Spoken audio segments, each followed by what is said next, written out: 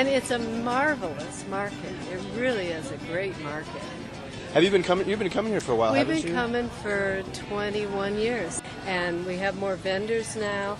Well, and there's also something they voted this like #1 market in, I don't know, New Mexico or something, and that Really? has been bringing people in the last couple of weeks. Oh, can I ask you about the honey? Sure. Different flowers bloom different times of the year, and we put the hive into an area where the flowers are blooming, and so the bees are drawing the nectar from those flowers. And it's all pure honey, it's all sweet, but there's a variation in flavor. My name is Michel. Michelle. Yes. Then I had a guy who came 2 weeks ago, and he wasn't sure what he wanted to do, but he decided to do a Cajun barbecue at this house, big house. Shit, he got 7 acres of land on the house. And he did a Cajun barbecue, and he used a spice, he mixed the spice with the meat, to make the patties. Mm-hmm. And then he found some curly fries in town, spicy. Yeah. He said it was incredible. You got the meat cooking on the barbecue. Yeah. You got the flavor coming out. The spice comes with, you can use it as a dip. You can use it as a dry rub. As a dip, you take the spice, you let some of them. You let them soak overnight to develop all the flavors. Mm-hmm. Put it in the sour cream, for chips and dip, fish and chip. Or you can do a barbecue sauce. You actually, put a quart of liquid, white wine or water, simmer, and you're ready to go. I'm Kate Maynard. We are a collection of ranches. We're all cow-calf operators. We're all small. We raise mama cows. Our cows actually live in mountain air, even though we live down here in Las Cruces. He humanely kills them. We dry age our beef over 20 days. He then processes it, packages it, freezes it, and that's what I have available to sell. Wow.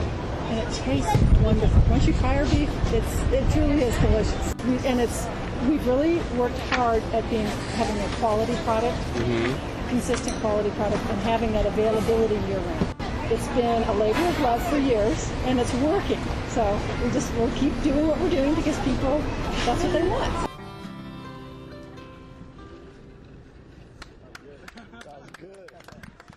So what's your name, man? Damian Olivas, man. Damian. Mark. Yeah? Yeah. Nice to meet you. This is Lauren. I am Lauren. Damian. Nice to meet you. Yeah. Do you do okay here as far as like cash and stuff? I mean, do people? It just depends. Like if you get here early, like at 9, and you stay all the way till 12, yeah, you'll make good money. Just a lot of people. Like last week, I was jamming out with this one dude. I just walked up to him and I was like, "Hey man, let's do a little 2-guitar thing." And he was like, "Yeah." But he just comes just to play, and for me, yeah, it's like, okay, business, if it comes in, like, hell yeah, I'll take it, and I'll take the opportunity, and I'll pass out my phone number and stuff like that. And then, plus, I use it as a chance to, like, practice my new songs, so here people are passing by, they're not paying me to sing a song, so I'm just like, come practice the new songs here, get them down, and then be able to play them for a gig, Oh, okay. Yeah, people usually, they'll like it, and sometimes you get a gig out of it here. They'll get your number and like, all right, well that's cool. I got a birthday coming up. Yeah, there's still some business. I think the majority of musicians here, they just come and play. Really? Yeah. They don't really try to get so much out of it more than just to play for people. Good night, Irene. Good night, Irene. I'll see you in my dream. So how's adoptions going today? They're doing good. We've got two right now. That one, the little brown one with the little orange collar down there, is the person that wants to adopt them is going to get their dog and then come back. So if they don't have a name, you guys actually don't give them one? We don't give them one. Because some people say that if you give a dog a name, when it gets adopted, you don't want to let it go. Like you'll tell the family, oh, well, this one's not for adoption right now. His foster parents don't want to adopt him. And you might cost the dog its life because you become so attached to it, and if he stays there for too long, they might have to put him down. Like if you have spare time, sign up for volunteering, you can come in whenever you want. They'll talk to you about what you want to do, and they'll just tell you how everything goes, like the flow of it. And like if you want to be a dog walker and work at offsites like I did, you have to come in at a different time, and they'll tell you like how to open the cages, how to put the leashes on. If you go to the big shelter, where the Sea Valley shelter, you have to put your leg up against the cage when you're opening it because those dogs in the small little room will She's like, push the door open.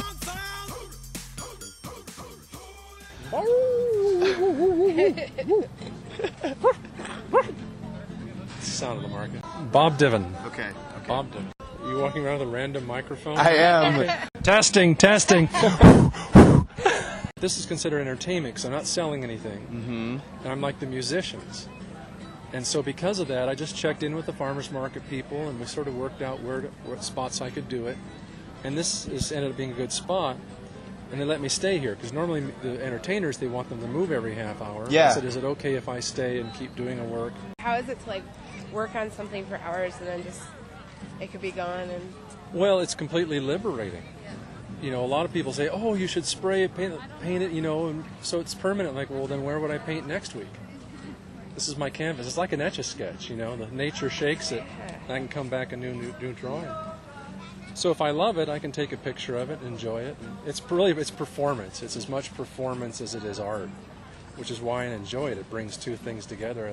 In fact, I did a little too good a job on that moved chunk of asphalt over there. A lot of people will come stand in the middle of it and go, what are you drawing? What's it going to be? I'm like, dude, you're standing on half the drawing. They step back and go, oh, dude, I didn't know. People feel completely comfortable to come up and stand and watch it and enjoy it and comment, you know. It's like I'm not in their face. Right. There's something about it that's really a nice dynamic. But next thing I know, a kid you'd never think, he walks over and puts in $1, you know, because he had an experience. Yeah. So I'm giving away dollar experiences. That's what I'm doing here. Paid for something last night with some friends and said, here, this is money I've made on my knees.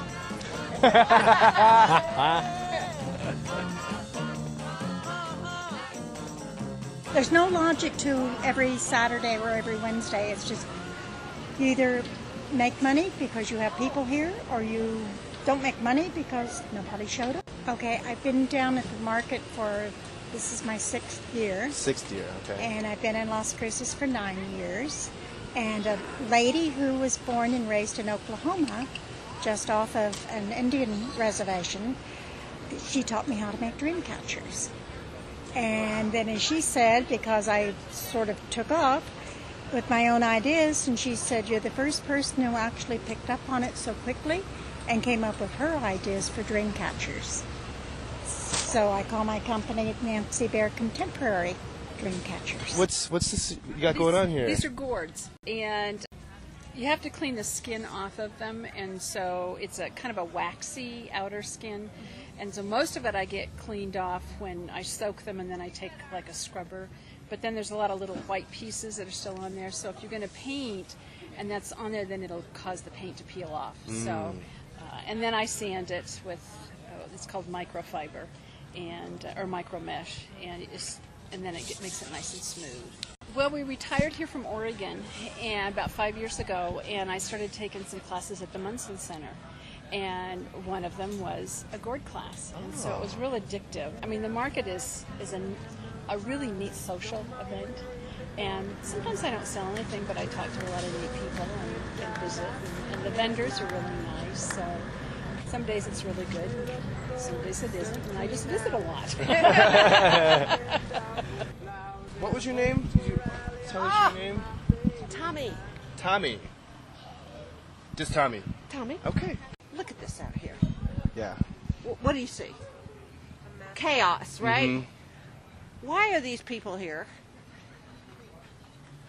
I mean, they really had to want to come today to work their way through all this stuff to come here and see the stuff at market. Everybody gets here and everybody starts helping and offloading their stuff, and you start hearing hi, and everybody's catching up, and it's really the cool thing. And you don't realize how much of a family everybody has become, just simply because you're part of it, and then all of a sudden you stand back to record it for something like that, and then you realize, hey, why do I come here? It's because it's family.